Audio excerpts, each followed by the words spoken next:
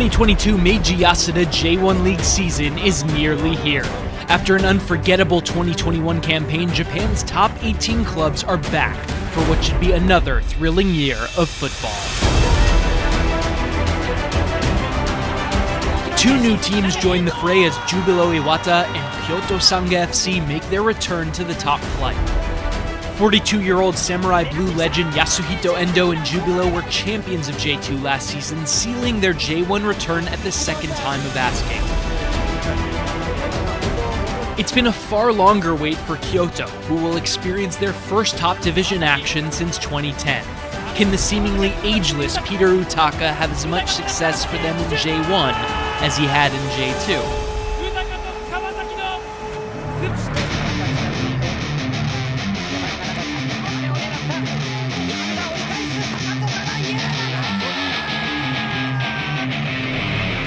And speaking of success, last year's champions of the division, Kawasaki Frontale, went into the offseason celebrating a second consecutive J-League crown. But with the knowledge that a three-peat in 2022 will require them to reload their stellar attack once again.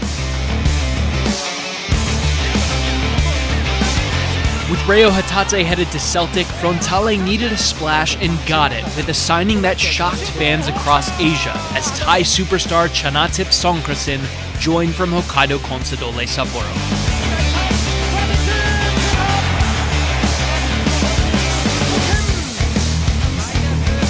Chasing Frontale all last season were Yokohama F. Marinos, who likewise have to consider a reshuffled attack thanks to Celtic's moves in the transfer market. With last season's top scorer Daisen Maeda following Hatate to Glasgow, the league's best strike force will need a new focal point in 2022. The Brazilian duo of Leo Ceará and Marcos Jr. will return to shoulder much of that load, while compatriot Anderson Lopez can be expected to lead the line, just like he did in Sapporo. The trailing pack behind the contenders have also had to rebuild in different ways. Massimo Ficadenti, who guided Nagoya Grampus to its first J-League YBC Leven Cup last season, has left their dugout and been replaced by Kenta Hasegawa. Nagoya built one of the most impressive rearguards the top flight has seen in recent years under Ficadenti, and Hasegawa will be tested to keep that defensive solidity in place with the record-breaking Mitch Langerak between the posts.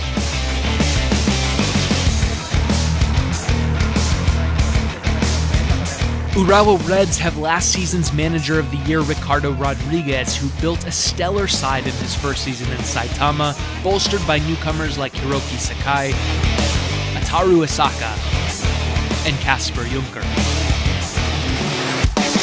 This year, though, he'll be without veterans like the retired Yuki Abe, Shinzo Kuroki, and Tomoaki Makino, whose last-minute heroics guided the club to an Emperor's Cup and a return to the AFC Champions League.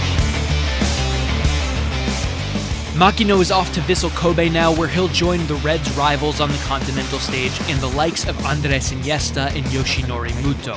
While this side has unmatched star power, it remains to be seen if they can crack the elite and challenge for a title, though. Can this be their year? One team looking to similarly make the leap back to the summit is last season's fourth-place finishers in the J-League's most successful ever side, Kashima Antlers.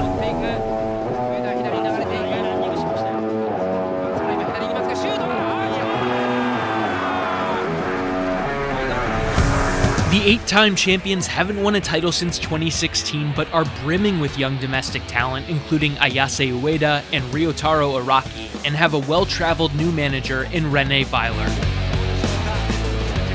Though they've lost highly touted Koki Makida to Europe, Kashima will be hoping that this maturing team may have found a missing ingredient in experienced Korean defender Kim Min-tae.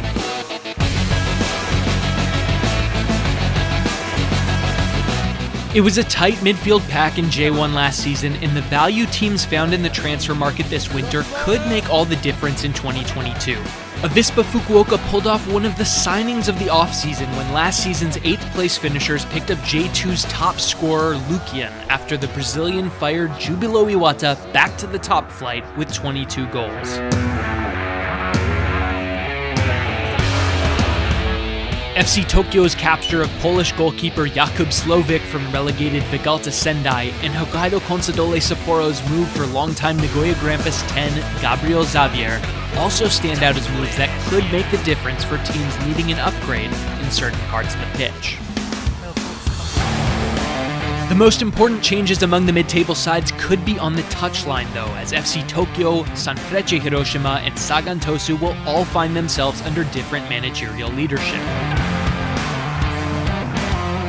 Gamba Osaka will also look plenty different this season in that regard, but, well, they'll look plenty different in general. A new badge will adorn the famous blue and black kit, and the club will likewise have changed dramatically in football terms. Manager Tomohiro Katanosaka joins after a tremendous reign at Oita Trinita, as well as new faces like South Korean national team defender Kyung-won Kwon and Mitsuki Saito, who is on loan from Shonan Bellmare. Crosstown rival Cerezo Osaka will also look a bit different, having lost top prospects Ayumu Seko and Tatsuhiro Sakamoto to Europe this offseason, while J1's all-time top scorer Yoshito Okubo said goodbye to the game in 2021. How well Takashi Inui and the Cherry Blossoms deal with those gaps will be key to their success in 2022. At the foot of last season's table, the trio of Shimizu Espulse, Kashiwa Reysol, and Shonan Bellmare may have narrowly survived the drop, but they know this year will offer little reprieve. While there are 2 fewer teams in the division now, the relegation playoff is back, and a 16th place finish will not necessarily guarantee safety.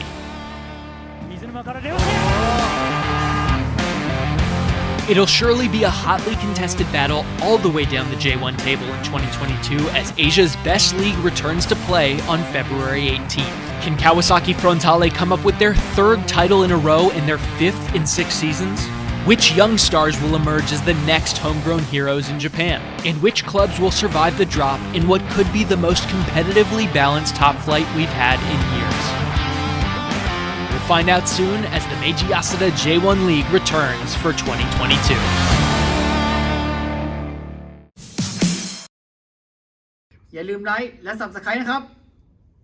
Like, subscribe, push notification. Like, subscribe, push notification.